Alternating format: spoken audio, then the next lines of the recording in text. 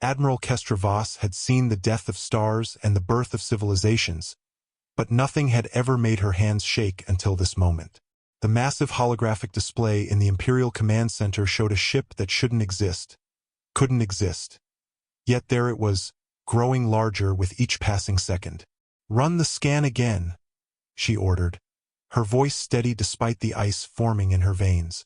Lieutenant Commander Hayes, the Empire's most gifted analyst, didn't look up from his console. Sweat beaded on his forehead as data streams cascaded across multiple screens. "I've run it 17 times, Admiral. The results are identical. That vessel matches no known configuration in our archives." "That's impossible." The words came from General Marcus Kane, the Empire's Minister of Defense, who had materialized beside Kestra's command chair like a storm cloud. His weathered face, scarred from a dozen campaigns, showed something she'd never seen before: genuine fear. "Our archives contain the specifications of every ship built in the last 3 millennia. Every hull design, every engine configuration, every weapon system across 1,000,000 worlds." Kestra zoomed in on the approaching vessel. It was enormous, easily 5 times the size of an Imperial dreadnought, with a sleek, organic curve that seemed to flow like liquid metal. Strange energy patterns pulsed along its hull in colors that didn't exist in any known spectrum. The ship moved with an impossible grace for something so massive, as if the laws of physics bent around it. "What's our ETA calculation?" she asked. "At current velocity, it will reach Nexus Prime in 47 hours, Hayes reported, his voice cracking slightly on the numbers. Nexus Prime, the Empire's capital world, home to 12 billion souls and the seat of power that had ruled the galaxy for generations. If this unknown vessel had hostile intentions, "Have we attempted communication?" Kane demanded. "Every frequency, every protocol," came the reply from Communications Officer Torres. "No response. It's like they can't hear us, or they're choosing not to listen."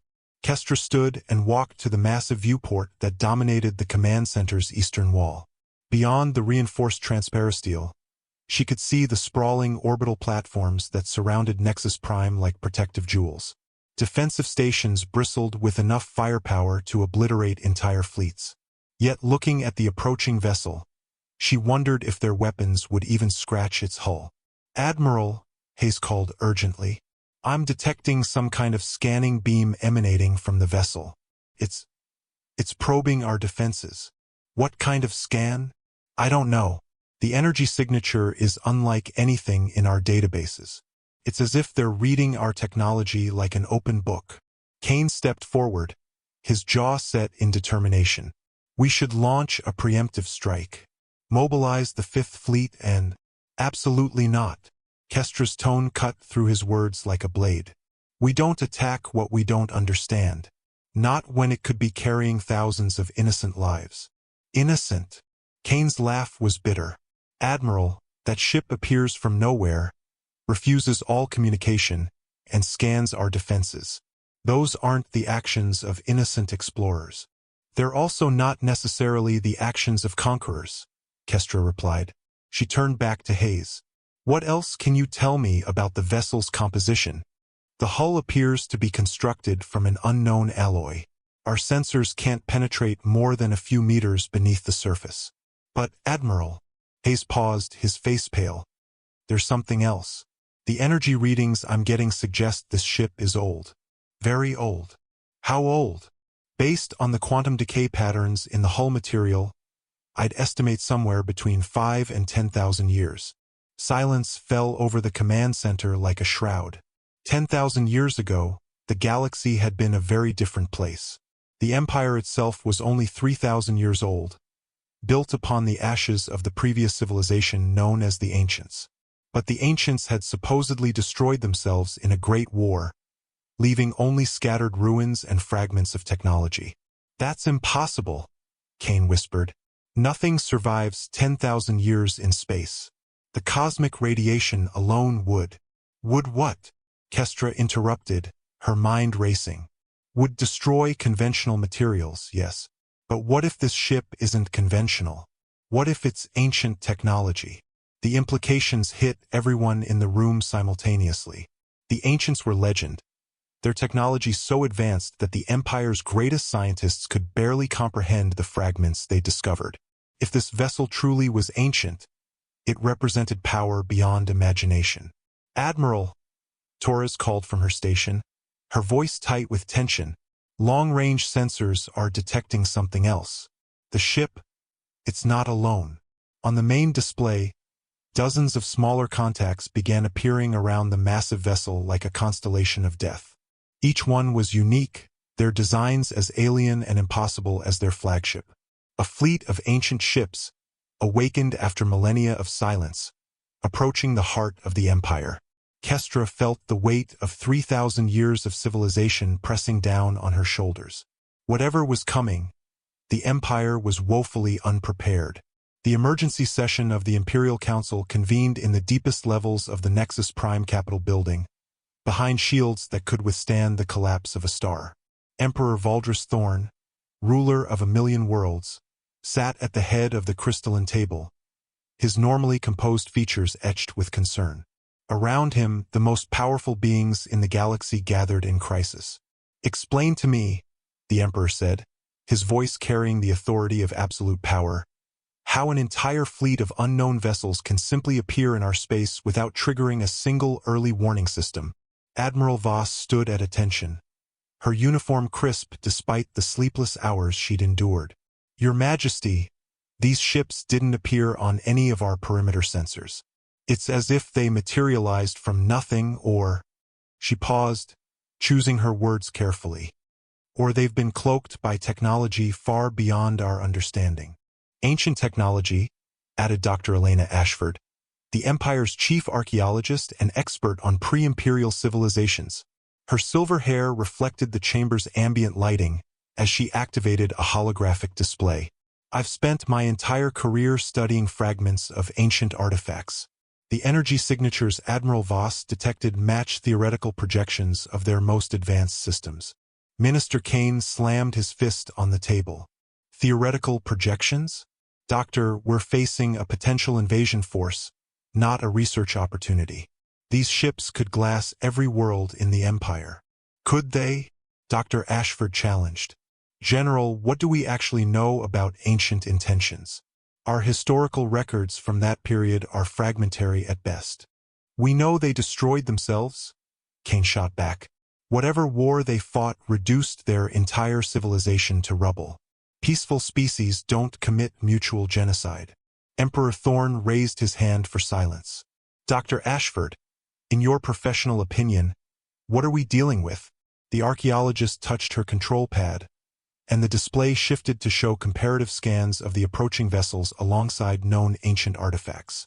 "Your Majesty, I believe these ships are not only ancient in origin, but they may represent a surviving faction, possibly refugees or explorers who left the galaxy before the Great Conflict occurred." "Refugees returning home after 10,000 years, the Emperor mused, "to find their worlds occupied by us." The implications settled over the council like a suffocating blanket. The Empire had been built on ancient ruins, their worlds claimed and colonized, their technology reverse-engineered and commercialized. If these were the original inhabitants returning— "Your Majesty," Admiral Voss interjected, "I've been analyzing their approach vector. They're not heading for the outer colonies or resource worlds. They're coming straight for Nexus Prime, as if they know exactly where our seat of power is located." "Of course they do," Dr. Ashford said quietly. "Nexus Prime was built on the ruins of Axiom Central, the ancient capital world. Our palace sits directly above their most sacred temple complex." The Emperor's face went ashen. "Sacred temples?" "According to the fragments I've translated, Axiom Central wasn't just their capital, it was their holiest site, the place where their entire civilization began." Dr. Ashford's voice grew heavy with dread. "We've been living on top of their equivalent of heaven itself." Minister Kane stood abruptly. "Then we evacuate. Immediate relocation of all essential personnel to the backup capital at—" "No." The Emperor's voice cut through the panic like steel. "We are the Galactic Empire. We do not flee from the unknown." "Admiral Voss, What is the status of our defensive preparations? All orbital platforms are at maximum readiness. The home fleet has been recalled and will arrive within 6 hours. But Your Majesty, I must advise caution. These ships have technology we can't comprehend. Our weapons may be useless against them. Or, Dr. Ashford added softly, they may have defensive systems that automatically respond to perceived threats. Some ancient artifacts we've discovered have protective measures. What kind of protective measures? The Emperor demanded. Consciousness-based weapons. Systems that can distinguish between hostile and peaceful intent. If we attack them with aggression in our hearts. She didn't finish the sentence. Communications Officer Torres materialized via hologram from the command center. Your Majesty, urgent update. The lead vessel has just changed course. Changed how? It's moving toward the ancient ruins on Nexus Prime's southern continent. Specifically, toward the Ashton archaeological site. Dr. Ashford gasped. That's where we discovered the Codex stones. The most intact ancient records we've ever found. I've been working to translate them for 15 years. What do they say? The Emperor asked urgently. Most of it's still unclear, but there are recurring references to the Watchers and the Return. I always assumed it was religious mythology, but... Her voice trailed off as realization dawned. What if it wasn't mythology? What if it was prophecy? The holographic display flickered, and Torres's image became unstable. Your Majesty, we're detecting massive energy buildups from all the approaching vessels. Whatever they're planning to do, it's happening now. Through the chamber's reinforced windows, the sky above Nexus Prime began to change. Aurora-like patterns of impossible colors danced across the atmosphere as the ancient fleet's energy fields interacted with the planet's magnetic field. The very air seemed to hum with power. Admiral, the Emperor commanded, get me a direct line to that lead vessel. I don't care what frequency you have to use. Sir, we've tried everything. They're not responding to. Then maybe we're using the wrong language, Dr. Ashford interrupted. The Codex stones contain harmonic frequencies, mathematical sequences that might be communication protocols. She turned to the Emperor with desperate hope in her eyes. Give me access to the planetary transmitter array. If these really are ancients returning home, perhaps they'll recognize the voice of their own civilization. As if in response to her words, every electronic system in the chamber suddenly went silent. The lights dimmed, the holographic displays flickered out, and an otherworldly sound filled the air, like the song of stars being born. The song lasted exactly 47 seconds, but in that brief moment, every person in the Imperial Council chamber felt something shift in their minds. It wasn't painful, but it was profound, like suddenly remembering a dream they'd forgotten for their entire lives. When the harmonics faded, the chamber's systems slowly flickered back to life. Emperor Thorn was the first to speak, his voice hoarse with wonder. What did we just experience? Dr. Ashford stared at her instruments with wide eyes. A memory transfer. They just shared something with us, a fragment of their collective consciousness. She looked up at the assembled council members. Your Majesty, I don't think these are invaders. I think they're trying to communicate. Admiral Voss received an urgent transmission from the command center. Admiral, this is Lieutenant Commander Hayes. The lead vessel has just transmitted something, not through our communications array, but directly into our computer systems. It's a star map. Put it on display, the Emperor ordered. The chamber's central hologram activated, showing a three-dimensional representation of the galaxy as it existed 10,000 years ago. Thousands of star systems glowed with indicators showing flourishing ancient civilizations. Then, like watching time accelerate, the display showed the Great Catastrophe. Not a war, as Imperial historians had assumed, but something far worse. By the void, Minister Kane whispered. They weren't destroyed by war. They were fleeing something. The star map revealed the truth in horrifying detail.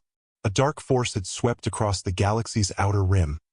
A consuming darkness that devoured entire solar systems, leaving nothing but empty space in its wake. The ancient civilizations hadn't destroyed each other. They had fought desperately against an enemy that absorbed matter, energy, and life itself. The Watchers, Dr. Ashford breathed, remembering the Codex translations. They weren't religious figures. They were the ones who stayed behind to monitor the threat while the others fled to safety. The display shifted, showing exodus routes, massive fleets of ancient vessels leaving the galaxy through interdimensional gateways, seeking refuge in parallel realities. But some had remained, hidden in the dark spaces between stars, waiting and watching for the time when it would be safe to return. Emperor Thorn leaned forward, his face grave. Torres, patch me through to the command center. I want a direct line to that vessel using Dr. Ashford's harmonic protocols. Minutes later, the chamber filled with the same ethereal tones they'd heard before. But this time, the sounds formed patterns that Dr. Ashford could partially interpret. Her hands flew over her translation interface as meaning slowly emerged from the alien harmonics. They're asking permission, she said in amazement. They want to know if it's safe to return. They're asking us, the current inhabitants, for permission to come home. The irony wasn't lost on anyone present. The most powerful empire in galactic history was being asked permission by the rightful owners of their worlds. What should we tell them? The Emperor asked quietly. Before anyone could answer, every alarm in the command center began screaming simultaneously. Admiral Voss received a priority transmission that made her face go pale. Your Majesty, long-range sensors have detected something approaching from the galactic rim. Multiple contacts, moving at impossible speed. More ancient ships? No, sir. These signatures are different. They're consuming everything in their path. Entire star systems are just disappearing. The truth hit the chamber like a physical blow. The darkness the ancients had fled 10,000 years ago had found the galaxy again. And this time there was nowhere left to run. Dr. Ashford's translation interface chimed with new incoming messages. They're offering to help, she said, her voice filled with desperate hope. The returning ancients want to stand with us against the darkness. But they need access to their old technology, the defensive systems they built into worlds like Nexus Prime. The temple complex beneath the palace, the Emperor realized. That's not just a ruin, it's a weapons system. More than that, Dr. Ashford corrected. According to these transmissions, it's a node in a galaxy-spanning network. The ancients built defensive installations on thousands of worlds, all connected through quantum entanglement.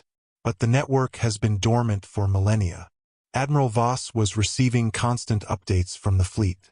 Your Majesty, the approaching darkness has consumed the outer reach colonies. At current rate, it will be here in less than 72 hours. Minister Kane found his voice. How do we activate these ancient defenses? Dr. Ashford looked at the harmonic patterns still flowing from the lead ancient vessel. They need one of us to interface directly with the temple systems. But the process, it requires a complete neural link with their technology. The volunteer would essentially become part of the network. What does that mean exactly? The Emperor demanded. It means whoever does this will cease to exist as an individual consciousness. They'll become part of something larger, eternal, but no longer human. The chamber fell silent as the weight of the choice settled over them. To save the galaxy, someone would have to sacrifice their very identity, their soul, to become part of an ancient machine intelligence that had waited 10,000 years for this moment. Through the windows, the sky above Nexus Prime pulsed with increasing energy as the ancient fleet drew closer. In the distance, the first reports were coming in of outer system colonies going dark, consumed by the approaching darkness that had followed the ancients home. Time was running out, and the most difficult decision in galactic history lay before them. Emperor Thorn stood slowly, his face etched with the burden of absolute power. Dr. Ashford, prepare the interface protocols. Admiral Voss, coordinate with the ancient fleet. Tell them we accept their alliance. Your Majesty, Minister Kane said quietly, who will make the sacrifice? The Emperor's answer would echo through history. The one who should have made it 10,000 years ago. The ancient temple complex beneath Nexus Prime had been sealed for 3 millennia, its corridors filled with the whispers of a dead civilization. Now, as Dr. Ashford led a small team through passages that hummed with awakening energy, those whispers were becoming voices. Emperor Thorn walked beside her, his ceremonial robes replaced by a simple gray uniform. Behind them, Admiral Voss coordinated with both the Imperial fleet and the ancient vessels through newly established harmonic communication protocols. The marriage of two technologies separated by 10,000 years was creating something unprecedented. A hybrid defense network that might be their only hope. The neural interface chamber should be just ahead, Dr. Ashford said, her voice echoing off crystalline walls that pulsed with bioluminescent patterns. According to the ancient transmissions, the temple's core consciousness has been in hibernation, waiting for someone with the proper authorization codes. Authorization codes that I supposedly carry because I rule from their former capital, the Emperor said grimly. What if I'm wrong? What if this genetic connection to ancient leadership is just wishful thinking? Then we all die when the darkness arrives, Admiral Voss said matter-of-factly through her communicator. Your Majesty, I'm receiving reports that the consuming force has reached the middle colonies. We have perhaps 30 hours before it arrives at Nexus Prime. They turned a corner and entered a vast chamber that took their breath away. The ceiling soared hundreds of meters above them, covered in a living constellation of lights that pulsed in rhythm with some cosmic heartbeat. At the chamber center stood a crystalline structure that seemed to exist in more dimensions than the human eye could perceive. The neural nexus, Dr. Ashford whispered, the focal point of the entire galactic defense network. As they approached, the crystals began to resonate with harmonic frequencies that vibrated through their bones. Suddenly, the chamber filled with translucent figures, holographic projections of ancient beings who had once stood in this very spot. The projections were beautiful and terrible, their forms suggesting evolutionary paths humanity had never taken. They stood 3 meters tall, with elongated limbs and faces that held wisdom earned through eons of existence. When they spoke, their words bypassed the ears and appeared directly in the listeners' minds. Welcome, inheritors, the lead figure said, its mental voice carrying the weight of ages. We are the Echo Council, the final guardians of the Galactic Defense Matrix. We have waited through the long darkness for one worthy to take our place. Emperor Thorn stepped forward, fighting every instinct that told him to kneel before these magnificent beings. I am Valdris Thorn, Emperor of the current galactic civilization. Your people have returned, and the darkness you fled has followed them. We need your help. Not our help, another echo corrected. Our merger. The network requires a living consciousness to guide it, one connected to the current inhabitants of these worlds. You must become what we once were, a bridge between organic life and the cosmic defense systems we built. Dr. Ashford had been recording everything, her instruments barely able to process the quantum-level data flowing through the chamber. Your Majesty, the energy readings are incredible.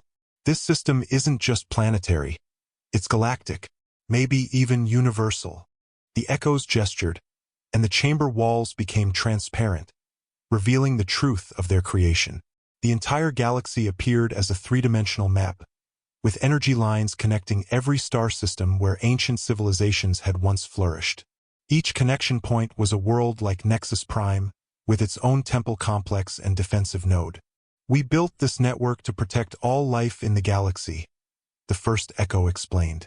Not just our own species, but every form of consciousness that might evolve. The darkness you face is not from this universe.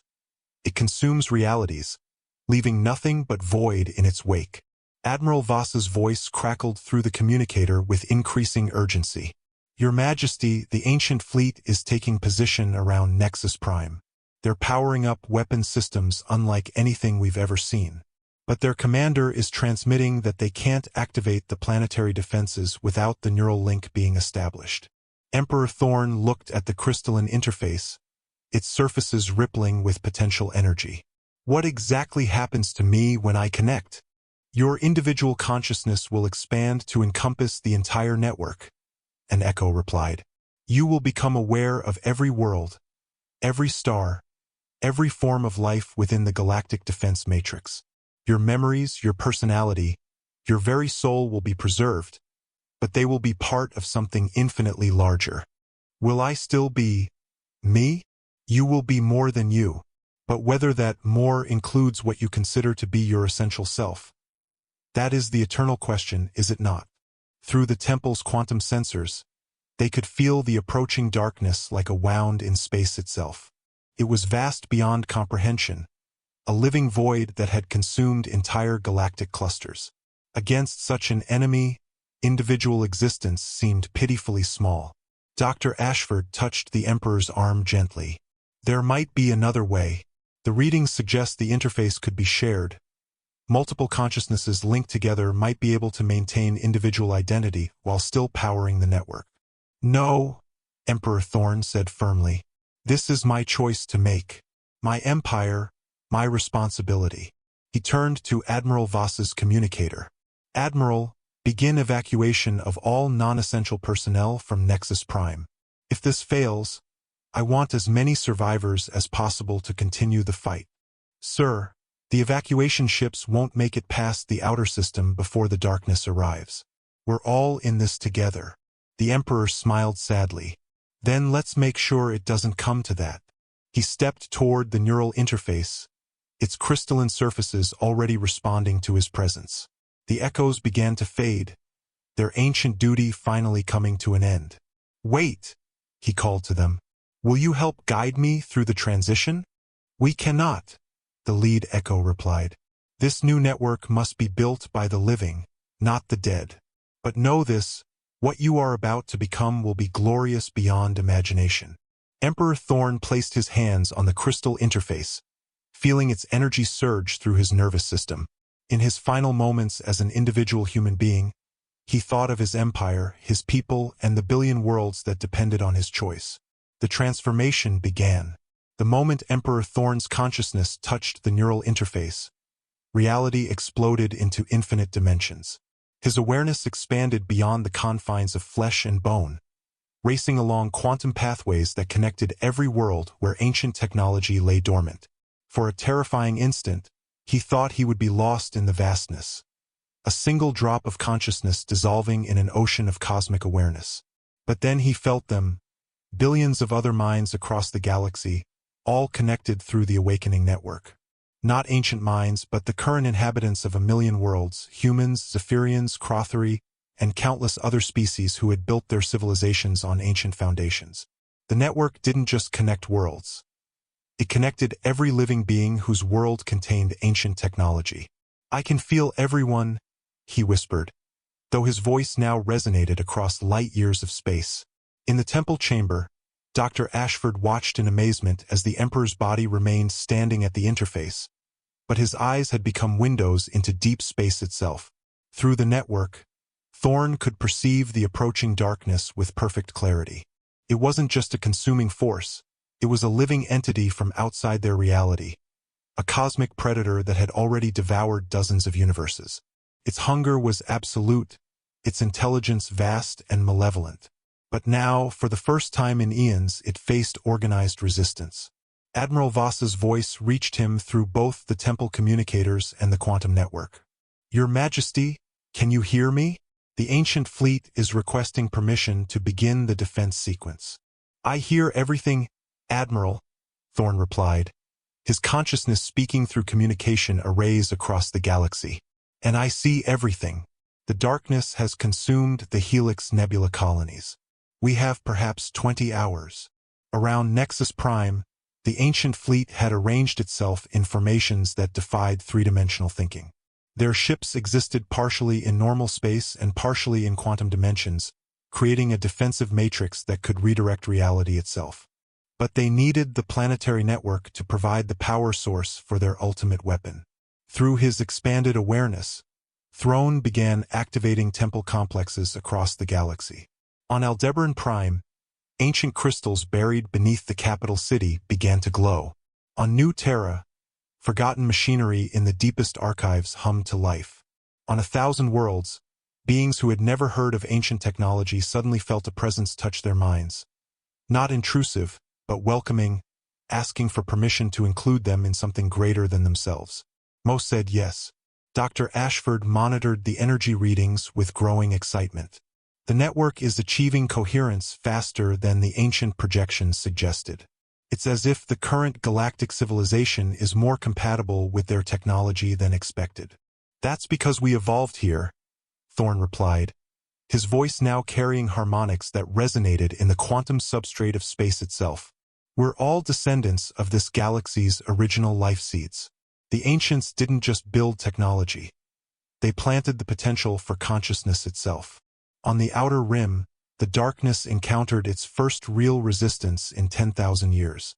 Ancient defense platforms that had been disguised as asteroids suddenly activated, unleashing weapons that struck not at matter or energy, but at the fundamental bonds that held reality together. The darkness recoiled, surprised by the coordinated response.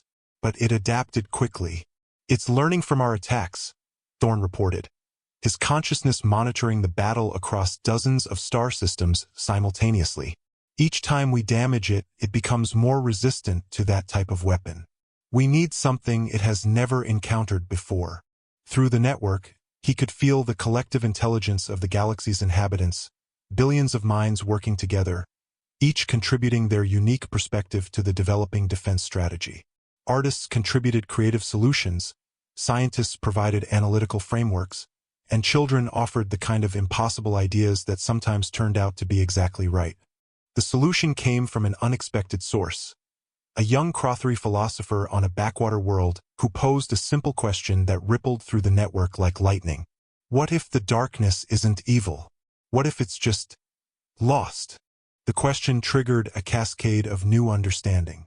Through the network's enhanced perception, Thorne began to see the darkness differently. Yes, it consumed worlds and civilizations, but not out of malice. It was searching for something, trying to find its way home to a reality that had been destroyed eons ago. Its consumption was the desperate act of a being trying to gather enough mass and energy to recreate its lost universe. It's trying to go home, Thorne announced to the assembled fleets. But it doesn't realize that what it's looking for doesn't exist anymore. We need to show it a new path. Admiral Voss coordinated with the ancient fleet commanders as this revolutionary strategy took shape. Instead of trying to destroy the darkness, they would offer it something it had never encountered in its endless journey between realities: compassion. The network began reshaping itself, transforming from a weapon of war into something unprecedented. A beacon of welcome that extended across dimensional boundaries. Every connected consciousness contributed to the message. Not a demand to leave, but an invitation to join. The darkness paused in its advance, seemingly bewildered by this new response. For the first time in its existence, it was being offered acceptance rather than resistance. It's working, Dr. Ashford reported from the temple. The entity is beginning to communicate. The harmonic patterns suggest curiosity, hope. Through the network, Thorne felt the darkness's response. A wave of loneliness and grief so profound that it brought tears to eyes across the galaxy. This cosmic entity had been searching for home for so long that it had forgotten what home actually meant. The galaxy's combined consciousness embraced that grief, offered comfort to that loneliness, and extended an invitation that would change everything. Stay, they said as one voice. Make this your home. The darkness hesitated at the edge of the galaxy, no longer consuming but simply existing. Through the network, Emperor Thorne could feel its confusion, its desperate hunger slowly transforming into something resembling wonder. For the first time in eons, the cosmic entity was encountering something other than fear and violence. It's beautiful, came a whispered thought through the network. Not from any single mind, but from the collective consciousness of the darkness itself. Your lights, they're like the stars of my first home. Dr. Ashford worked frantically in the temple, her instruments barely able to process the unprecedented communication occurring between realities. Your Majesty, the entity is transmitting memory fragments. I'm seeing images of a universe filled with singing crystals and beings made of pure light. Through the network, Thorne experienced those memories directly. The darkness had once been a guardian of reality, protecting a universe where consciousness existed as living music and planets were symphonies of color and sound. But that reality had been shattered by forces beyond imagination, leaving only this one surviving fragment, driven mad by isolation and loss. "Show us how to help," Thorn projected through the galactic network, his consciousness embracing the entity's pain. Around him, billions of minds added their support, their willingness to heal rather than destroy. The response came as a flood of possibilities. The darkness didn't need to consume worlds. It needed to create them. Its power, properly channeled, could birth new realities instead of destroying existing ones. But it had forgotten how to create, remembering only endless hunger. Admiral Voss coordinated the remarkable scene unfolding around Nexus Prime. The ancient fleet had dropped their weapons configurations and were extending energy fields that sparkled with welcoming frequencies. The Imperial fleet followed suit, their vessels adding their own power to the growing network of acceptance. "The entity is beginning to change," she reported. It's actually beautiful. The dark matter is restructuring itself into something that looks almost crystalline." Through the network, Thorn guided the transformation. The collective consciousness of the galaxy worked together, teaching the entity how to shape matter with intention rather than instinct, how to create rather than consume. Worlds that had been devoured were recreated, but not as mere copies. They were reborn as something new, combining the memory of what was lost with the potential of what could be.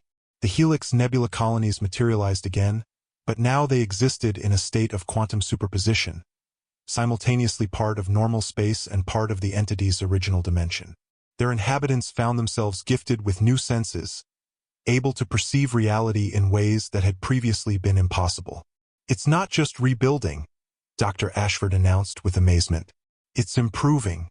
Every world it recreates has enhanced properties, richer ecosystems, more stable star formations, even expanded possibilities for consciousness development." The ancient echoes, who had seemed to fade away, suddenly returned to the temple with renewed vitality. "This is beyond our greatest hopes," their leader projected. "We built the network to defend against the darkness, but instead you have transformed it into something we never imagined, a force for cosmic evolution." Through the network, Thorn felt the entity's gratitude washing over the galaxy like a warm tide. "Thank you," it whispered to every connected mind. "You have given me a gift I thought lost forever, the ability to create beauty instead of spreading emptiness." The transformation accelerated. The entity, no longer truly dark, began reshaping itself into a vast crystalline structure that existed across multiple dimensions. This purpose changed from consumption to cultivation, its power directed toward enhancing rather than destroying. "What will happen to the network now?"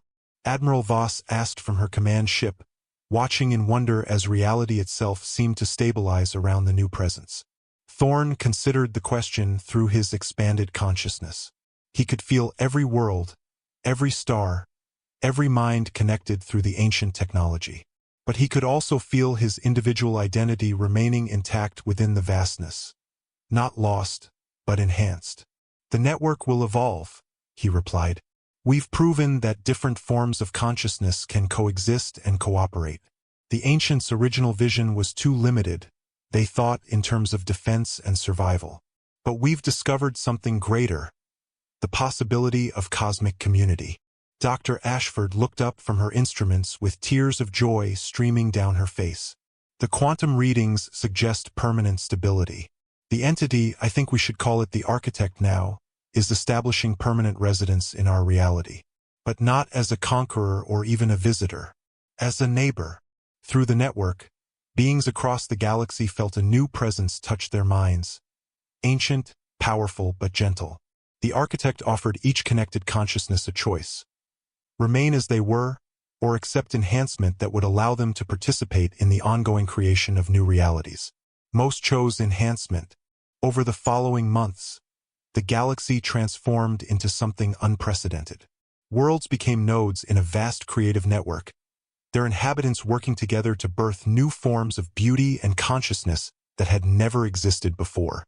Emperor Thorn found himself changed as well. His consciousness remained anchored in his physical form within the temple, but his awareness could travel instantly to any point in the network.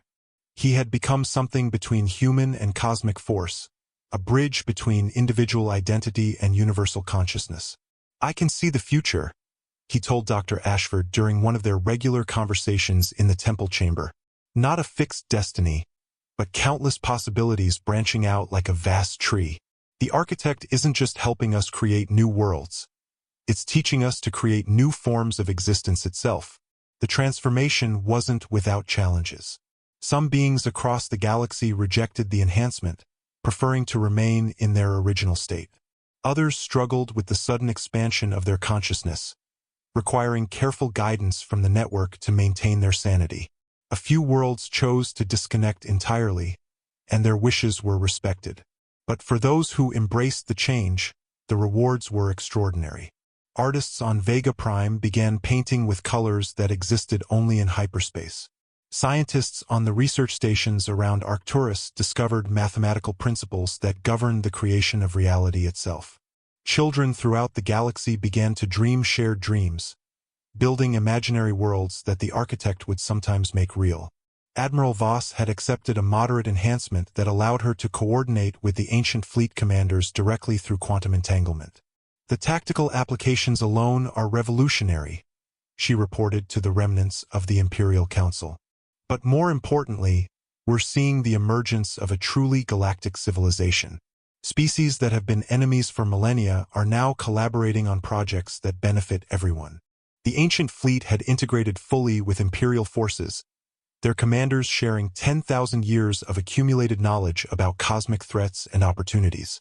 Together, they began exploring other galaxies, not as conquerors but as ambassadors of the new creative consciousness. Dr. Ashford had become the network's primary translator and cultural bridge, helping newly enhanced beings understand their expanded capabilities without losing touch with their original identities. "We're witnessing the next stage of evolution," she explained to a gathering of enhanced philosophers and scientists. "Not biological evolution, but consciousness evolution. We're becoming something greater while still remaining ourselves." The architect itself had grown beyond its original traumatized state.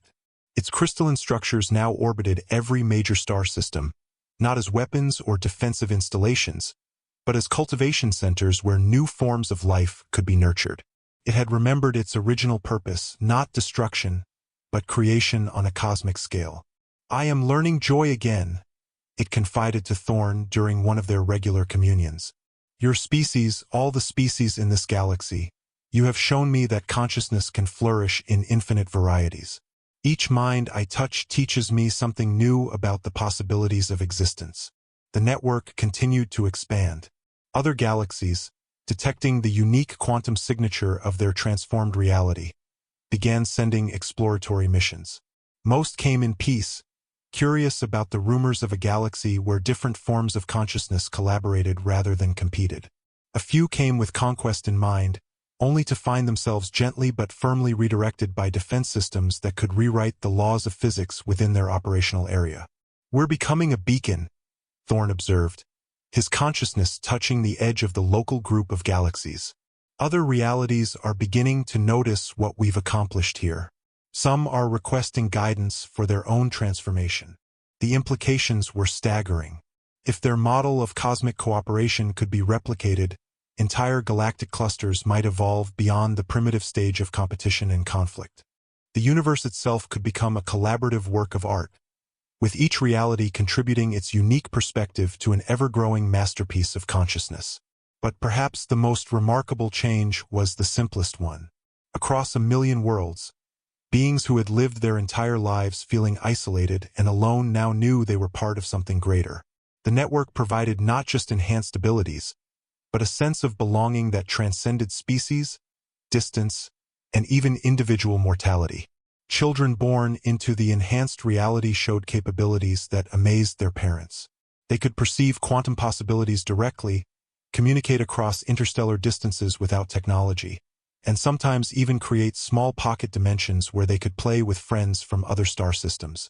"They're not losing their childhood wonder," Dr. Ashford noted while observing a group of enhanced youngsters from various species building an impossible castle that existed in 7 dimensions simultaneously.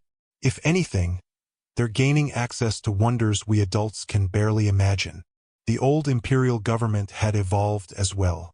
Instead of ruling through authority and control, it now served as a coordination center for voluntary cooperation between worlds.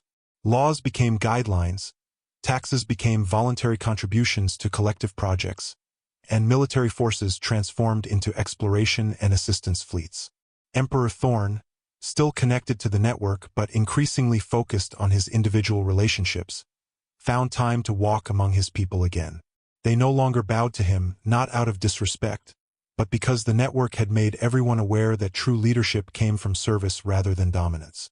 "Your Majesty," a young enhanced human asked him during one such walk through the reconstructed capital, "what happens when we've transformed the entire universe? What comes after that?"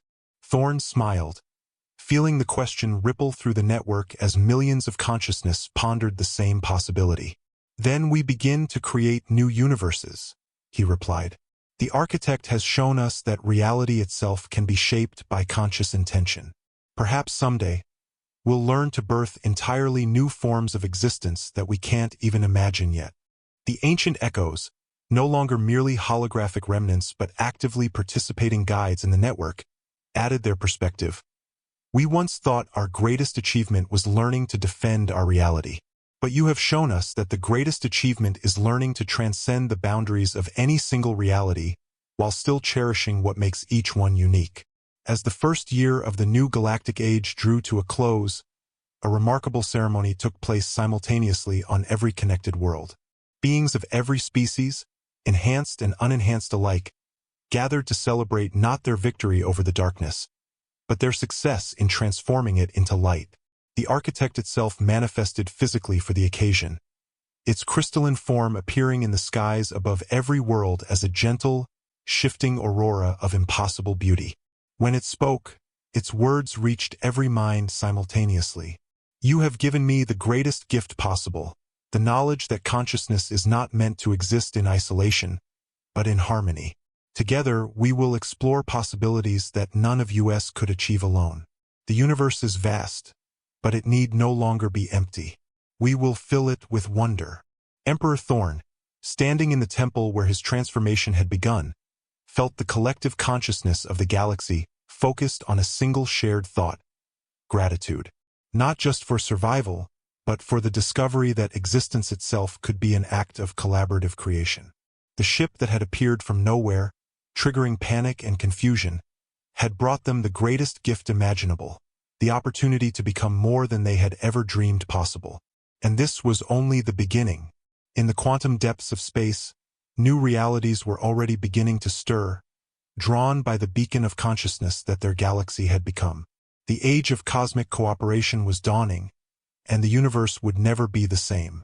The future stretched ahead of them, infinite and bright with possibility, as a million worlds prepared to take their next step into the vast, welcoming unknown.